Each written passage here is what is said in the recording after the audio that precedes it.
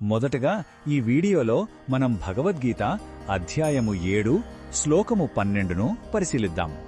ఈ 7వ అధ్యాయంలో శ్రీకృష్ణుడు తన దివ్యమైన ప్రకృతి గురించి మరియు తనే ఈ సృష్టికి మూలమని వివరిస్తున్నాడు. మొదటగా ఈ పవిత్ర శ్లోకాన్ని భక్తితో విందాం.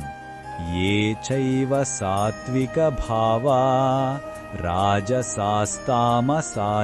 యే మత్తే వేతి తాన్ విద్ధి నత్వహం తేషు తే మయీ.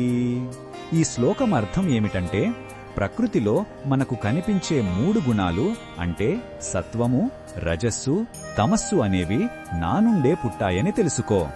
శాంతం వంటి సాత్విక భావాలు, కోరికల వంటి రాజస భావాలు, బద్ధకం వంటి తామస భావాలు అన్నీ నా శక్తి నుండే వచ్చాయి.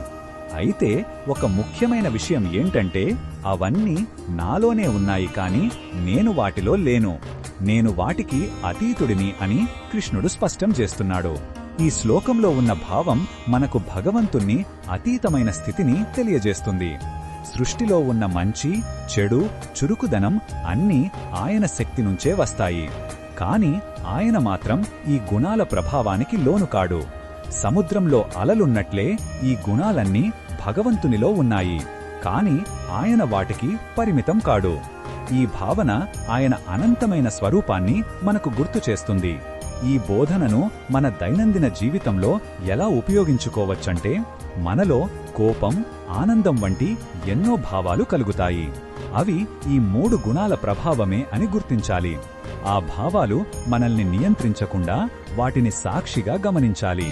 ఈ భావాలన్నీ భగవంతుని శక్తి నుండే వచ్చినా మన నిజ స్వరూపమైన ఆత్మ వీటికి అతీతమైనది అని గుర్తుంచుకోవాలి. ఇది మనకు మానసిక ప్రశాంతతను ఇస్తుంది. మరిన్ని భగవద్గీత శ్లోకాల అర్థాన్ని తెలుసుకోవాలంటే మా తదుపరి వీడియోలను తప్పకుండా చూడండి.